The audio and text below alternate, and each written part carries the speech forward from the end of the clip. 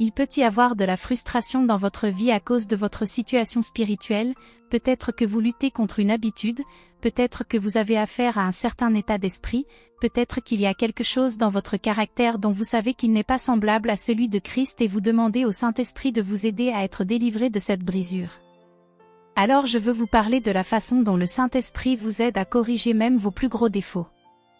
Laissez-moi vous montrer une partie des Écritures ici à laquelle vous pourriez vous identifier, Romains 7 versets 15 à 17.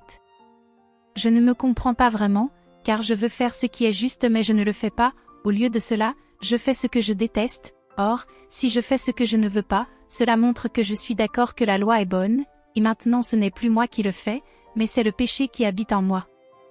Paul l'apôtre ne dit pas qu'il n'est pas responsable des péchés qu'il a commis. Il ne dit pas non plus que le croyant est libre de toute conséquence s'il commet une erreur ou un péché. Ce qui est communiqué ici est que nous ne devons pas nous identifier à la nature pécheresse si vous êtes prêt à être purifié. Si vous êtes prêt à coopérer avec l'œuvre du Saint-Esprit dans votre vie, vous pourrez surmonter même vos difficultés les plus difficiles, défauts tenaces et je veux que vous tapiez dans la section des commentaires dès maintenant 2 mots simples purifie-moi. Que ce soit une déclaration, que cela soit une prière publique, que cela soit le cri de votre cœur Seigneur purifie, faites-moi ressembler davantage à Jésus. Je sais ce que c'est que de lire les Écritures. Je suis sûr que chaque croyant le fait et comme vous lisez les Écritures, en particulier lorsque vous étudiez la vie de Jésus, vous dites qu'il y en a tellement des façons dont je ne ressemble pas au Seigneur, il y a tellement de choses en moi qui doivent être conformes à l'image de Jésus et il y a ce cri dans nos cœurs pour être purifiés, il y a ce cri dans nos cœurs pour être complètement libérés du péché, il y a ce cri dans nos cœurs pour que cette nouvelle nature se manifeste en nous, alors que nous coopérons avec le Saint-Esprit. Comme croyants, nous sommes esprits, nous sommes enfants du Dieu Très-Haut, mais il y a encore certaines contaminations dans la chair. La nature du péché, devrais-je dire, mais comme ce feu purifie l'esprit, la chair demeure et est enlevée, le caractère du Christ demeure et le caractère du vieil homme est supprimé. Le processus de sanctification où l'on est transformé à son image de gloire en devenant de plus en plus semblable à lui. Nous le voyons maintenant, le raffineur comprendrait que l'or a été purifié, que les impuretés ont été éliminées lorsque l'or devient si pur et réfléchissant.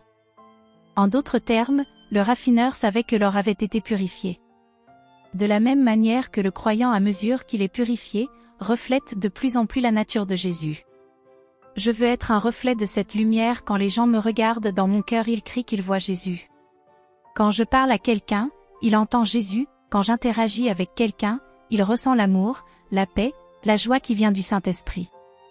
Je sais que c'est aussi le cri de votre cœur et nous avons donc cette norme, nous avons cette mesure auquel nous aspirons, c'est le caractère du Christ.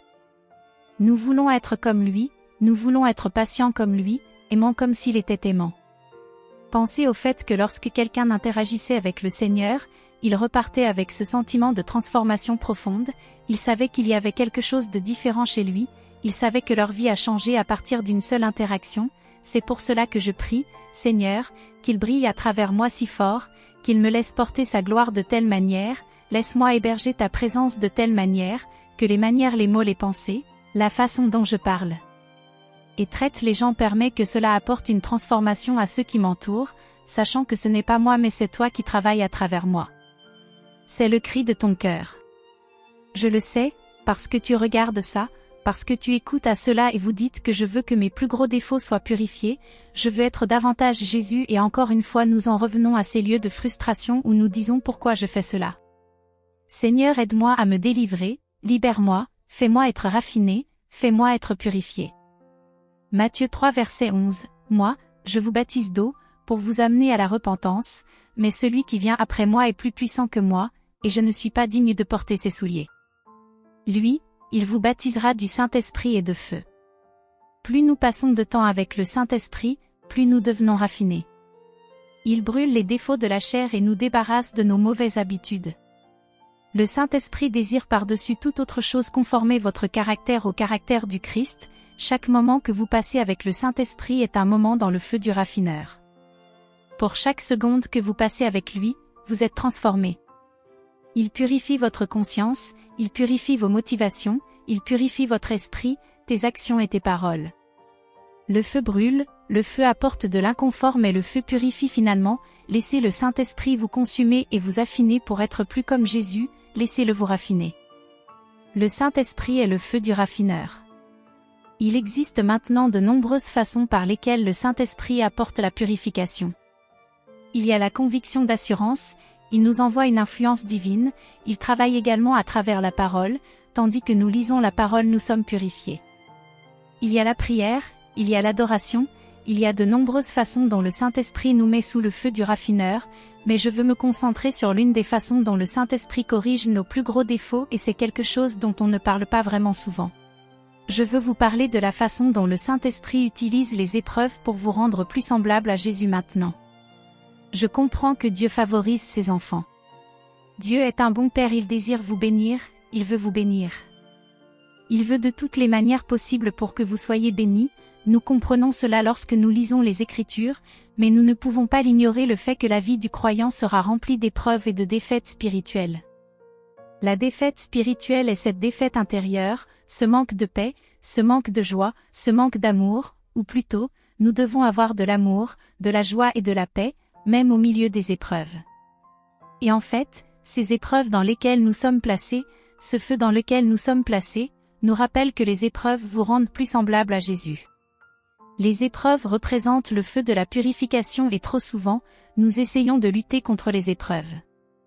Et même dans l'Église, nous avons certains types de jargon que nous utilisons et nous enveloppons des mentalités, des théologies, des doctrines entières autour du jargon sans baser les choses sur les Écritures.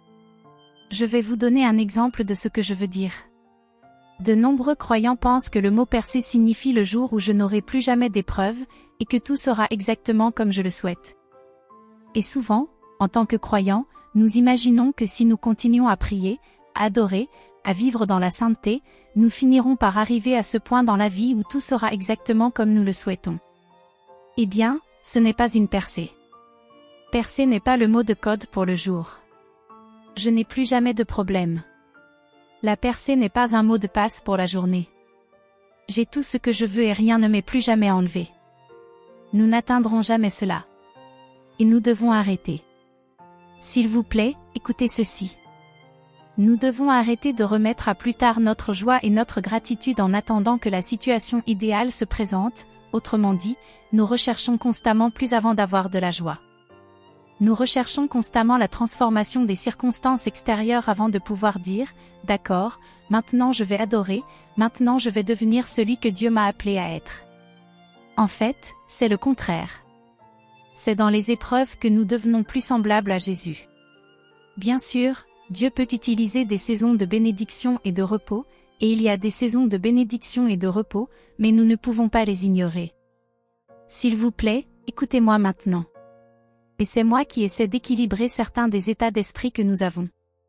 Nous ne pouvons pas ignorer qu'il y a une composante qui doit être présente dans la vie du croyant, et cette composante, ce sont les épreuves. Nous devons apprendre à supporter les épreuves, à ne pas essayer de les contourner, à ne pas essayer de les traverser à la hâte, à ne pas vivre notre vie de telle manière que nous les évitons et à ne pas nous mettre en colère contre Dieu et à ne pas nous sentir abandonnés et avoir l'impression qu'il n'a pas tenu ses promesses et à nous sentir ignorés simplement parce que nous sommes confrontés à des difficultés, mais plutôt à faire face à ces difficultés pour être placés dans ces épreuves et à permettre au Seigneur d'utiliser ces épreuves pour purifier notre nature. Nos motivations sont des mentalités, des attitudes, tout ce qui nous concerne. Maintenant, les épreuves ne sont pas la seule façon dont Dieu nous purifie, mais c'est l'une des principales façons dont Dieu nous purifie. Alors, remettons cette déclaration à un point équilibré. Oui, Dieu désire vous bénir, mais cela ne veut pas dire qu'il n'y aura jamais de saison d'épreuve. Vous traverserez des épreuves, mais cela ne veut pas dire qu'il n'y aura jamais de saison que nous appellerions des saisons de bénédiction. Je veux dire, techniquement, bibliquement parlant, chaque saison est une saison bénie, mais le plus souvent, lorsque les gens utilisent le terme saison bénie, ce qu'ils veulent dire, c'est que tout semble aller bien et exactement comme ils le souhaitent, et ce ne sera pas toujours le cas. Et en fait, de nombreux croyants remettent leur joie à plus tard. Ils disent, ok, je ne vais pas encore remplir cette joie de paix. Laissez-moi attendre que tout change dans ma situation. Et puis, une fois que j'entrerai dans cette situation idéale où tout va bien dans mes finances, mes relations, mes affaires, mon ministère, mon esprit, mes émotions, ma santé, tout, alors je commencerai à avoir de la joie. Alors je commencerai à avoir la paix. Et le problème, c'est que la vie ne fonctionne pas de cette façon. Je ne peux pas vous dire combien de croyants à qui j'ai parlé me disent des choses comme frère David. Je suis sous une malédiction depuis 20 ans et je ne peux pas la briser. Et ils ont prié toutes les prières. Ils sont allés à toutes les sessions de délivrance. Ils ont lu tous les livres qui sont venus à nos réunions aussi. Et ils reviennent et disent, « David, je suis toujours attaqué. » Et je dis, « Attends une minute. Laisse-moi te demander, est-ce que tu confonds les épreuves avec les malédictions? Ce n'est pas parce que quelque chose ne se passe pas de manière idéale dans ta vie que tu es sous le pouvoir de Satan. Nous allons en savoir plus. Nous allons en parler davantage dans un instant. Mais nous devons arrêter de confondre les épreuves avec une attaque démoniaque ou les épreuves avec une malédiction, car ce qui se passe alors, c'est que tu apprends et cela va aider à délivrer quelqu'un ici même. Vous apprenez et vous êtes programmé maintenant pour traverser la vie en vous concentrant uniquement sur les choses qui ne se passent pas comme vous le souhaitez. Et vous manquez donc la bénédiction de Dieu à chaque saison. Chaque saison a quelque chose pour laquelle vous pouvez être reconnaissant. Chaque saison a une raison pour que vous ayez la joie et la paix. Chaque saison a une opportunité pour vous de grandir dans l'amour. À chaque saison, Dieu est proche. Alors pourquoi chaque saison ne serait-elle pas à nouveau une saison de joie? Nous pensons que les circonstances extérieures devraient nous dicter ce que nous ressentons dans l'homme intérieur. Alors que l'homme intérieur qui est toujours en communion avec Dieu devrait dicter comment nous percevons ces circonstances extérieures. Alors les croyants me disent tout le temps, 20 ans, rien que des épreuves, 20 ans, rien que des attaques démoniaques. Oh, quand est-ce que cela va finir? Quand est-ce que cela s'arrêtera enfin? Quand Dieu viendra-t-il enfin à moi? Pourquoi m'a-t-il abandonné? Pourquoi ne tient-il pas ses promesses? Pourquoi Dieu m'ignore-t-il et ne répond-il pas à mes prières? Et je me demande, est-ce que cela fait 20 ans que Dieu vous abandonne, ou est-ce que cela fait 20 ans que vous percevez la vie comme quelque chose de complètement négatif?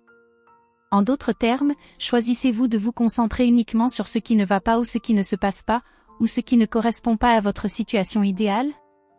Parce qu'à chaque saison, il y a quelque chose sur lequel vous pouvez vous concentrer et dire, je suis reconnaissant pour ceci, je suis reconnaissant pour cela. Je suis béni pour telle ou telle raison. Vous devez donc décider quel genre de croyant vous allez être. Allez-vous être le genre de croyant qui fait face aux épreuves et dit, eh bien, cela doit être l'ennemi? Alors Dieu m'a abandonné, Dieu m'a rejeté, Dieu m'ignore. Il répond à la prière de tout le monde, mais dans notre esprit, nous entrons dans cet état d'apitoiement sur nous-mêmes, de dégoût de nous-mêmes, et même nous commençons à essayer de manipuler Dieu en disant des choses comme « Pourquoi m'ignores-tu » Et nous ne réalisons pas qu'il ne répond pas à ce genre d'émotivité. Il répond à la foi. Ou vous pouvez être le genre de croyant qui fait face à une épreuve et dit « Même dans cette épreuve, j'ai la joie, la paix, l'amour et la grâce à cause de la présence de Dieu en moi. » Nous devons décider autrement. Vous allez passer encore 20 ans à penser que vous êtes en esclavage alors qu'en réalité vous vivez simplement la vie. Avez-vous entendu ce que j'ai dit? S'il vous plaît, c'est pour quelqu'un. Sinon, vous allez passer encore 20 ans. Encore 10 ans, et quoi qu'il en soit, vous allez passer une autre saison entière de votre vie à penser que Dieu vous a abandonné et vous a abandonné au lieu de simplement réaliser que c'est juste la vie. La vie est accompagnée de circonstances négatives. Jésus a dit, dans ce monde, vous aurez des tribulations, mais prenez courage, j'ai vaincu le monde. Donc en d'autres termes, il dit, regardez, vous allez avoir des épreuves, les choses vont mal tourner, vous vivez dans un monde brisé et déchu. Nous ne pouvons rien y faire. Mais même au milieu de la souffrance, même au milieu du feu, nous pouvons choisir de voir à travers la perspective de l'esprit plutôt que la perspective de la chair, plutôt que la perspective des circonstances, plutôt que la perspective de l'émotivité et de l'apitoiement sur soi-même. Et nous pouvons dire, même dans cette circonstance, j'ai la victoire, même dans cette épreuve, je suis stabilisé intérieurement par la présence du Saint-Esprit, même dans cette circonstance idéale, j'ai l'amour, la joie et la paix, et le caractère de Christ se développe en moi. Chaque personnage de la Bible que vous lisez a eu des épreuves, l'apôtre Paul depuis Adam et Ève. Mon Dieu, Ils ont eu des épreuves jusqu'à nos jours. Chaque croyant a eu des difficultés, Jésus lui-même a été crucifié. Vous pensez que dans son esprit, c'était une période de réconfort?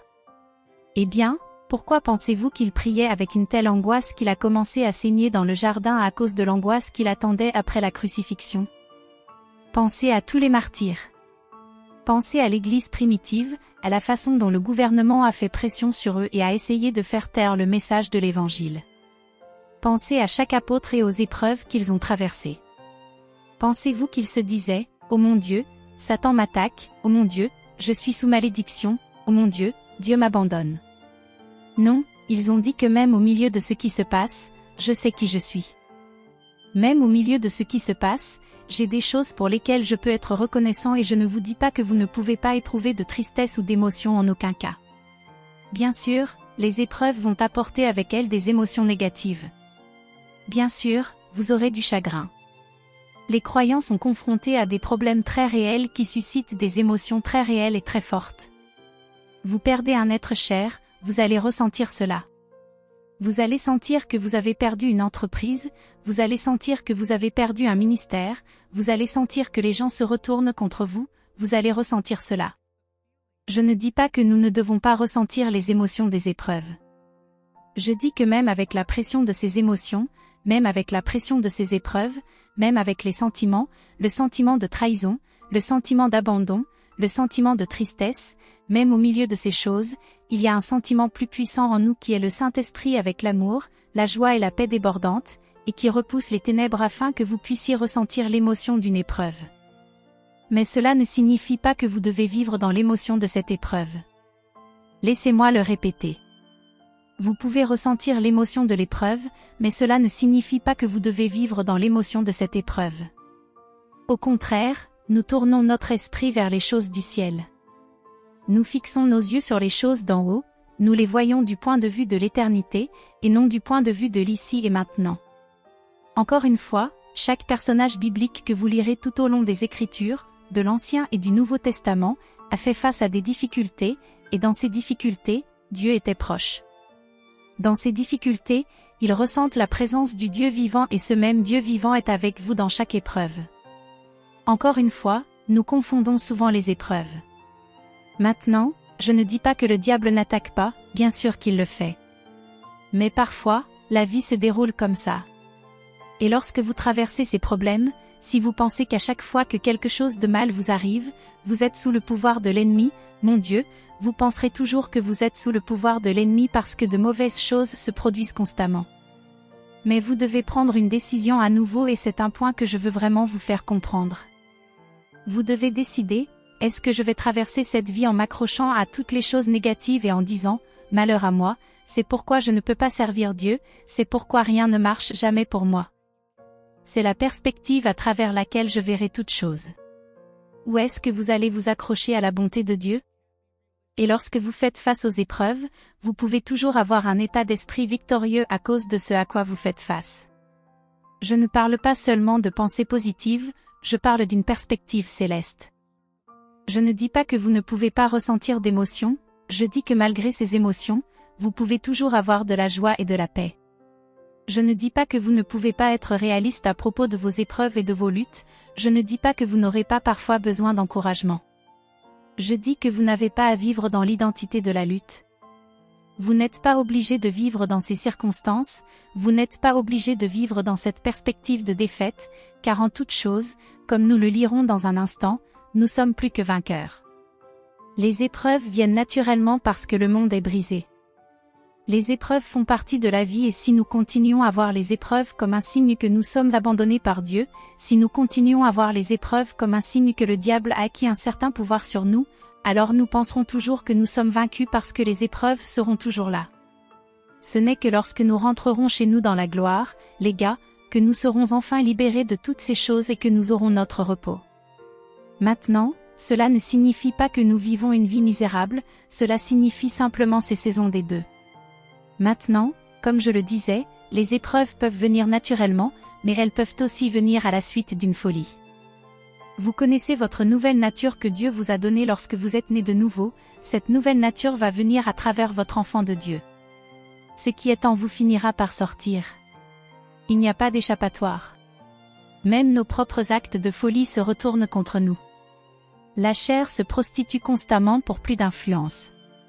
Or, lorsque vous donnez le contrôle à la chair, lorsque vous soumettez votre vie à la chair par des actes de désobéissance, vous donnez bien sûr à la chair plus d'influence. Mais faites attention à cela. Voilà à quel point la nouvelle nature en vous est puissante. Voilà à quel point la transformation a été profonde, car même lorsque vous commettez un acte de folie pécheur, la chair provoque des conséquences et ces conséquences reviennent sous forme de correction, de sorte que même les actes de folie finissent par se retourner contre la chair. Ainsi, vous commettez un acte de folie, vous commettez un acte de péché, vous commettez un acte de désobéissance. Oui, il y aura des épreuves à cause de cela. Maintenant, je ne dis pas que toutes les épreuves sont le résultat du péché. Nous allons parler des épreuves qui se produisent naturellement dans un instant, mais je parle maintenant des actes de folie qui nous font subir des épreuves qui auraient été inutiles. Je dis que la nouvelle nature en vous est si puissante que même lorsque vous vous abandonnez à la chair, la nouvelle nature gagnera en influence et en conséquence de ces actes de folie. Je vais vous le montrer dans Hébreux 12, versets 5 à 13. Avez-vous oublié les paroles encourageantes? Dieu vous a parlé en tant qu'enfant? Il a dit, « Mon enfant, ne prends pas à la légère la discipline du Seigneur et n'abandonne pas lorsqu'il te corrige, car le Seigneur discipline ceux qu'il aime. » Waouh, je vous lis cela à nouveau. Le Seigneur discipline ceux qu'il aime et n'abandonne pas lorsqu'il te corrige, car le Seigneur discipline ceux qu'il aime et il punit chacun de ceux qu'il accepte comme son enfant. Alors que vous endurez cette discipline divine, rappelez-vous que Dieu vous traite comme ses propres enfants. Qui a déjà entendu parler d'un enfant qui n'a jamais été discipliné par son père? Si Dieu ne vous discipline pas comme il le fait pour tous ses enfants, cela signifie que vous êtes illégitime et que vous n'êtes pas vraiment ses enfants du tout. Puisque nous respectons nos pères terrestres qui nous ont disciplinés, ne devrions-nous pas nous soumettre encore plus à la discipline du Père? Sommes de nos esprits et vivons pour toujours? Ne devrions-nous pas nous soumettre encore plus à la discipline du Père de nos esprits et vivre pour toujours pour nos pères terrestres? Ils nous ont disciplinés pendant quelques années en faisant du mieux qu'ils pouvaient, mais la discipline de Dieu est toujours bonne pour nous afin que nous puissions partager sa sainteté. Aucune discipline n'est agréable. Eh bien, elle se produit, elle est douloureuse. Mais après, il y aura une moisson paisible de vie droite pour ceux qui sont formés dans ses voies. Alors, reprenez vos mains fatiguées et renforcez votre faiblesse. Tracez un chemin droit pour vos pieds afin que ceux qui sont faibles et boiteux ne tombent pas, mais deviennent forts. Ainsi, même lorsque vous commettez un acte de folie dans la chair, même lorsque vous commettez un acte de désobéissance, cette action entraînera des conséquences, qui sont la correction du Seigneur qui repousse finalement la chair en premier lieu. N'est-ce pas la miséricorde de Dieu? N'est-ce pas sa grâce? C'est comme Jonas, qui a couru et Dieu a détruit son navire, il a détruit ses moyens de désobéissance. Donc, en tant que croyant, si vous devenez rebelle, Dieu apporte la correction et détruit vos moyens de désobéissance. Ce n'est pas la suppression de votre libre arbitre, car rappelez-vous, nous nous sommes déjà soumis à lui. Nous l'avons déjà fait le Seigneur de nos vies. Nous avons déjà cru et mis notre foi. Nous avons choisi de placer notre foi en lui en réponse à son appel. Et donc maintenant que vous avez cette nouvelle nature va gagner en influence d'une manière ou d'une autre, de sorte que même lorsque vous agissez dans la chair, la conséquence qui résulte d'une vie insensée est la correction de Dieu, de sorte que même la chair ne peut pas prendre le dessus à long terme. Quelqu'un dit, « Merci, Jésus, c'est la grâce de Dieu. » Alors vous pouvez être découragé en disant, « Eh bien, j'ai fait ceci et cela, et maintenant Dieu me punit de cette façon. » Sa correction n'est pas son rejet. Sa correction est une purification. Je veux le redire. Cela va libérer quelqu'un parce que vous vivez dans la culpabilité et la honte et vous avez l'impression d'avoir dévié du droit chemin. Sa correction n'est pas son rejet, sa correction est une purification, c'est la miséricorde de Dieu, c'est la grâce de Dieu. Ainsi, même en tant que croyants, lorsque nous faisons des erreurs, le fait de nous purifier de ces erreurs entraîne une purification et cela ne doit pas toujours être très grave. Parfois, cela peut être aussi simple que d'être condamné. Vous faites un petit compromis ici ou là, non pas qu'il existe une telle chose qu'un petit compromis, mais je pense que vous voyez ce que je veux dire. Nous faisons ces petits compromis et nous sentons ensuite la conviction dans notre esprit et cette conviction est suffisante pour nous faire partir. Laissez-moi corriger cela. Je ne veux pas faire cela. Encore une fois. C'est la correction de Dieu. Et parfois c'est un peu plus sévère parce que les décisions que nous prenons sont un peu plus stupides. Mais voici ce que Dieu vous gardera. Donc si vos épreuves sont le résultat de votre propre folie, c'est toujours une purification. Nous pouvons remercier Dieu pour cela. Quelle miséricorde il a. Maintenant, parfois, comme je le disais il y a un instant, les épreuves sont aussi le résultat du simple fait d'exister dans ce monde. En tant que chrétiens, la persécution s'abat sur nous. Les gens nous comprennent mal, les gens nous calomnient, les gens nous détestent. Pourquoi? Parce que nous sommes ses disciples. Les épreuves peuvent donc survenir à cause de votre propre folie? Oui, mais les épreuves peuvent aussi survenir comme ça et donc au lieu d'être obsédé par l'idée que vous avez peut-être fait quelque chose de mal, de vous ronger les ongles et de dire « Oh mon Dieu, qu'est-ce que j'ai raté? Qu'est-ce que j'ai fait de mal ?» Écoutez, si vous avez fait quelque chose de mal et qu'il vous punissait pour cela et que vous lui demandiez « Seigneur, qu'ai-je fait de mal ?» il vous rappellerait ce que vous avez fait de mal et en finirait avec ça. Dieu n'est pas immature. Il ne va pas croiser les bras et dire « Eh bien, tu dois comprendre pourquoi je suis en colère ou trouver le problème. » Je ne vais pas dire que tu devrais savoir. Je sais que vous dites « Seigneur, qu'ai-je fait ?» Il vous révélera ce que vous avez fait. Et s'il ne le fait pas, alors ce n'est qu'une épreuve qui résulte de l'existence dans un monde déchu et nous devons reconnaître que parfois c'est juste le cas et que certains d'entre nous sont liés par l'obsession d'essayer de résoudre le mystère de ce que nous avons fait de mal. Certains d'entre nous sont liés par l'obsession d'essayer de résoudre le mystère de ce que nous avons fait de mal, sans se rendre compte que si c'était une punition pour quelque chose que nous avons fait directement, Dieu le clarifierait par le Saint-Esprit. Alors, ne vous inquiétez pas de cette idée selon laquelle Dieu nous cache quelque chose parce qu'il est mesquin, en colère et qu'il est en colère. Et allez-vous comprendre pourquoi je vous punis? Eh bien, vous devriez savoir pourquoi je suis en colère contre vous. Non, Dieu ne fait pas ça. Pourquoi? Parce que lorsqu'il apporte des corrections, c'est très clair. La correction de Dieu vient toujours avec clarté. Il vous dira pourquoi il fait de telles choses. Vous saurez pourquoi il y a une punition, mais si ce n'est pas une punition, si c'est juste une épreuve ordinaire, alors arrêtez d'être obsédé. Arrêtez de dire « Que ai-je fait de mal ?» Dieu, pourquoi m'as-tu puni? Dieu, pourquoi t'éloignes-tu de moi? S'il veut que vous le sachiez, il vous le dira. Mais vous endurez ces épreuves de la même manière que vous endureriez n'importe quelle épreuve. Et cela consiste simplement à garder les yeux fixés sur Jésus, à continuer d'avancer, à garder la perspective de la foi, à voir les choses du point de vue de l'éternité. Jacques 1, 2-4. Il dit ceci, à vos frères et sœurs, quand des difficultés de quelque nature que ce soit vous arrivent, considérez-les comme une occasion de grande joie, car vous savez que lorsque votre foi est mise à l'épreuve, votre endurance a une chance de grandir, alors laissez-la grandir. Mais lorsque votre endurance sera pleinement développée, vous serez parfait et complet, n'ayant besoin de rien. Parfois, les épreuves surviennent simplement à cause de la vie dans un monde déchu et que dit la Bible de faire? Être obsédé par l'origine? Le chrétien paranoïaque? Qu'ont fait mes ancêtres pour permettre cela? Oh mon Dieu! Que ai-je fait pour oublier cela? Dieu ne me dit pas pour une raison quelconque qu'ils s'inquiètent, qu'ils sont là, qu'ils s'agitent. Oh, mon Dieu, je dois comprendre cela. Vous pourriez simplement vous repentir de tout péché que vous avez commis. Réalisez que Dieu est un Dieu miséricordieux qui communique avec nous, qui nous donne la conviction de nos mauvaises actions.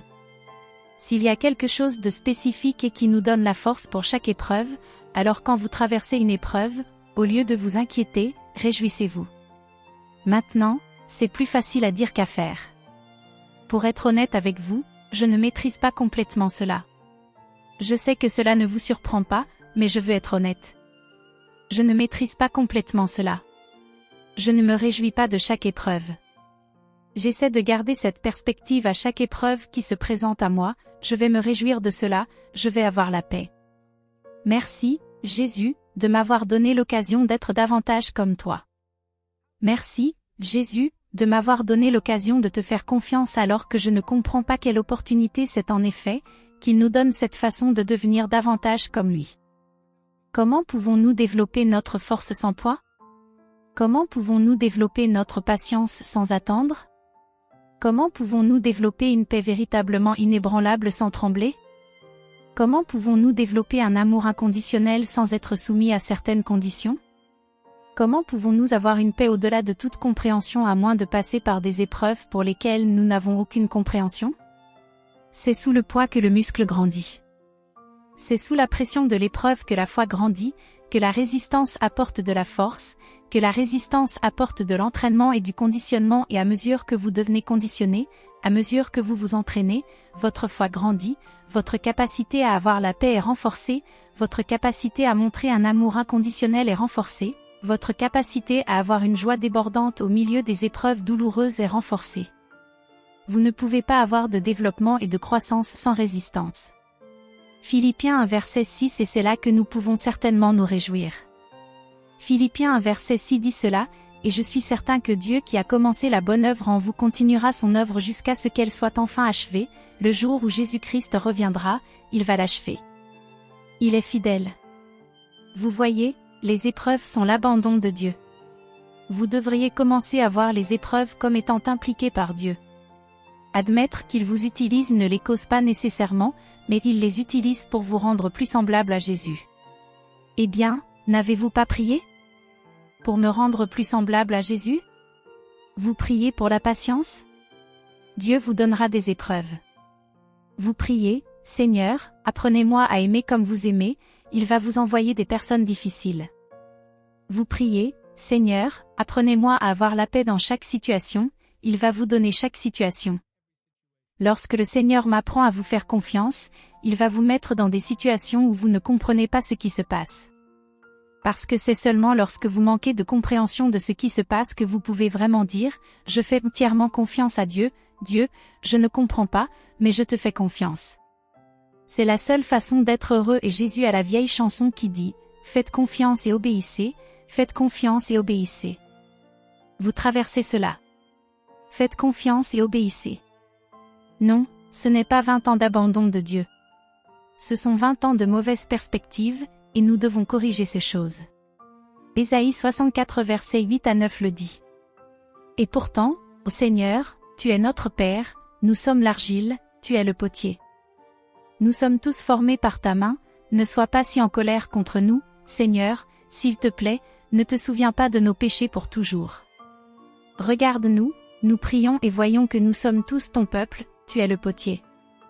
Je suis l'argile. Dis cela au Seigneur. Seigneur, tu es le potier. Je suis l'argile.